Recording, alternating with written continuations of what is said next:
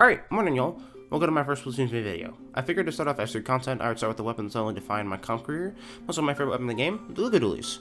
In this video I essentially want to give a quick recap of Splatoon 2 Glooga, and then talk about what's changed in the transition between Splatoon 2 and Splatoon 3. But first I want to quickly go over Glooga's basic parameters and see if anything's changed.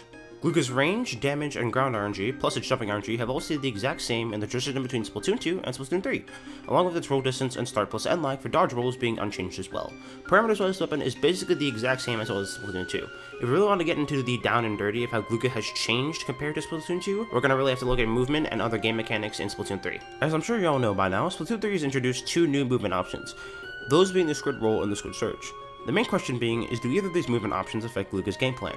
Well, to put it simply, they most definitely do, and Squid Roll especially. Squid Roll gives Glooga an easy way to abuse map geometry, like paintable boxes and ramps, so they can have a safe reposition option outside of dodge rolling to use to get to its optimal range of finding opponents, to either close distance or give itself space if it's being rushed down.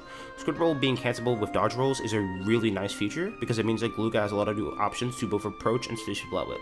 You can Squid Roll from side to side, and then dodge roll to help position yourself to better hit an opponent or juke people out, or you can quickly use squid roll to close the distance between you with a forward roll and a double forward roll for the dualies, or you can squid roll backwards then instantly roll forward.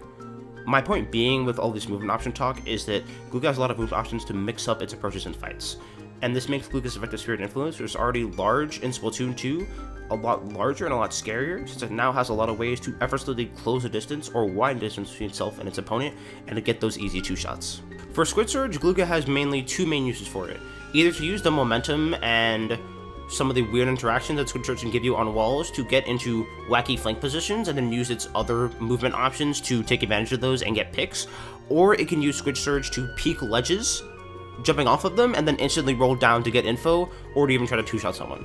I don't know how viable the second option is, as I haven't really tried it myself, but I will definitely be labbing it and seeing how far it can go. Next up is the kit Splatoon 3 gifted Glooga with, which some more keen-eyed viewers might notice reminds them of a certain top tier in Splatoon 2. Can't quite remember the name of it though. Allusions to the shooter meta aside, Glooga getting Splashful Booyah in this game is possibly one of the best kits it could have received for launch. Glooga already plays amazingly well off of walls, and some of it allows it to stay alive for a long time and help it enforce its ability to take space, being able to keep itself in good positions longer than most weapons can afford to. Booyah Bomb only makes this aspect of the weapon even stronger, by giving Glooga a better stalling special than Baller that has more paint and an easier time slotting objectives like Tower, and it splits the map much better than Baller ever could in Splatoon 2. Being able to force people to move where it wants not only allows Glooga to clean up people even easier than it already could in S2, but it now lets it create those same opening in space for its teammates to work with in a way that's easier to understand and coordinate with. Another big thing that's really upped Glooga's viability in Splatoon 3 is the lack of armor, Stingray, and bubbles. These specials being removed is super important since Stingray could easily chip Glooga to make it harder for it to take space, especially when people will push up with the Stingray and take advantage of the space that was just made. Armor made Glooga's damage seem a lot less good than it actually is, since everyone had the ability to take 30 damage for free and swing whatever corner they wanted without risk. Now Glooga chunking everyone in the game for half of their health was suddenly a much bigger deal and makes it amazing for your damage focused comps. Bubbles, while amazing to pair with, also hurt Glooga, since not only the threat of bubble nukes made it harder for Glooga to take space, Bubbles' ability to stall and keep people alive for much longer than they should be means Glooga could get overwhelmed and outstalled and outpainted. Splatoon 3 also has some really strong maps for Glooga in this game as well, including Inkblot, Spillway, Mincemeat, Hammerhead, Mahi Mahi, Sturgeon, and Museum de Alfonsino. All of these maps have long corridors that really allow Glooga to enforce the space that it's able to make, the three biggest examples of this being Spillway, Hammerhead, and Mincemeat.